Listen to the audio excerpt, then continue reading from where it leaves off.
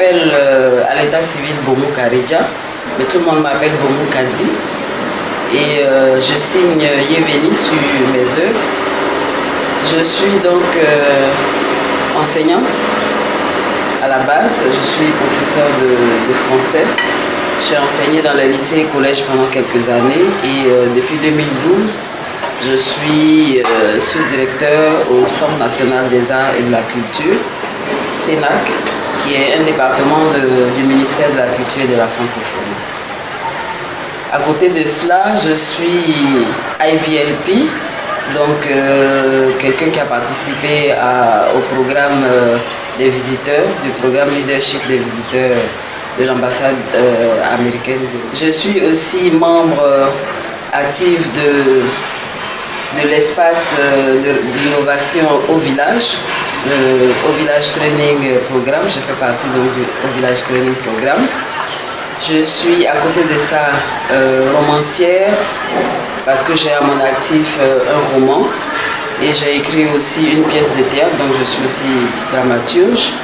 Je suis l'initiatrice du festival FEMIS, le festival marseillais assez de l'excellence.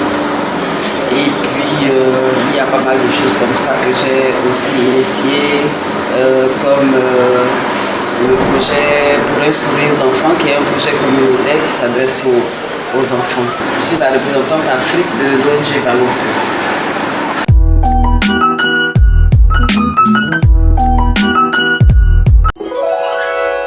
Actuellement, à part mes activités professionnelles au Centre national des arts et de la culture, je m'occupe un peu de faire une fois par mois une sorte d'atelier avec les jeunes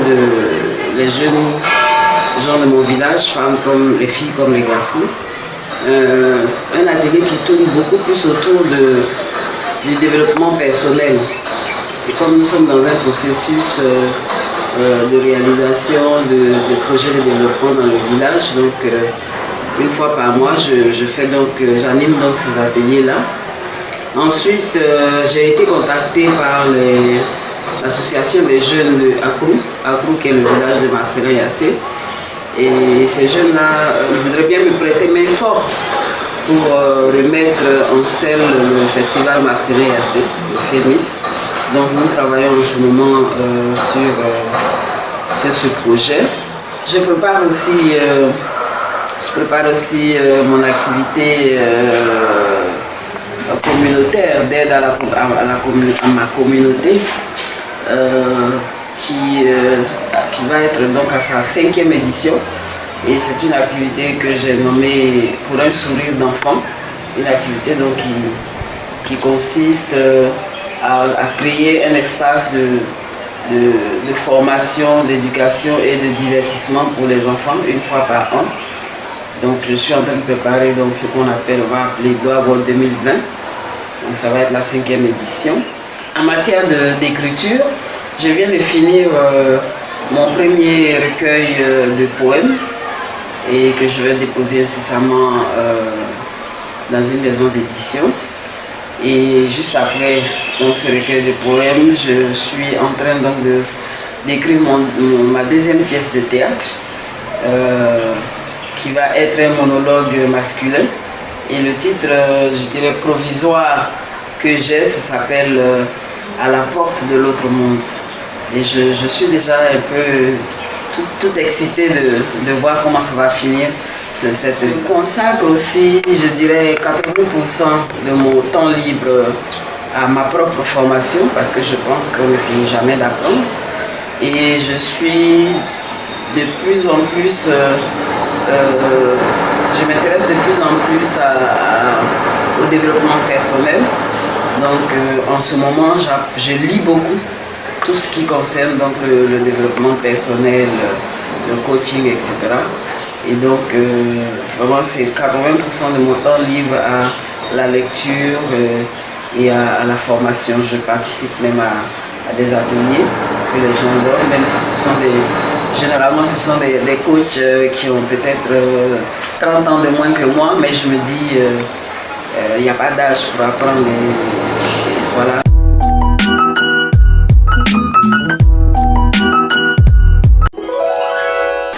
Mais pour dire comment je suis arrivée à la littérature, je voudrais rendre hommage aux deux grands hommes de ma vie. J'ai nommé donc mon père et mon petit frère. Paix à leur âme parce qu'ils sont décédés tous les deux. Ce sont vraiment les deux personnes qui m'ont inoculé, je dirais, le virus même de la lecture, de l'écriture et de l'amour de la littérature.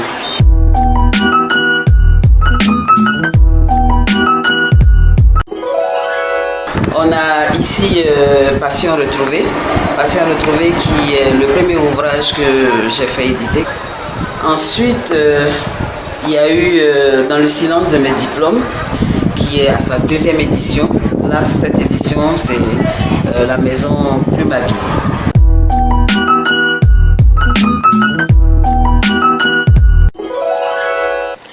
Alors, mon gros coup de cœur en ce moment, c'est la renaissance de la poésie. Et la poésie pratiquée par la jeunesse. Je suis vraiment, comme ils disent les jeunes, je suis enjaillée de voir que la jeunesse s'intéresse de plus en plus à la poésie et surtout de voir à quel point la jeunesse est très habile à écrire des textes qui sont sensés et qui sont agréables à écouter. Et je voudrais vraiment à cette occasion rendre hommage à l'école des poètes, la petite association de jeunes poètes, à l'école des poètes, et aussi au collectif Au nom du slam.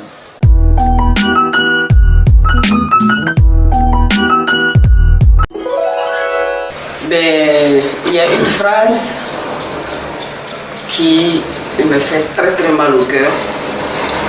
On dit quand tu veux, la meilleure façon de cacher quelque chose à un noir, c'est de mettre cette chose-là dans un livre. Et ça me fait mal au cœur.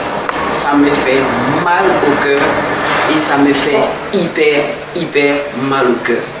Alors, je pense qu'il faut que, en tant que noir, on essaie de faire mentir l'auteur de cette phrase-là. Il y a pas mal de choses dans les livres. Ouvrons les livres et regardons ce qu'il y a dedans. Si ça ne nous apporte pas quelque chose, on n'aura rien perdu. Mais s'il y a des choses dedans qu'on peut avoir et qu'on n'a pas ouvert, on aura tout perdu.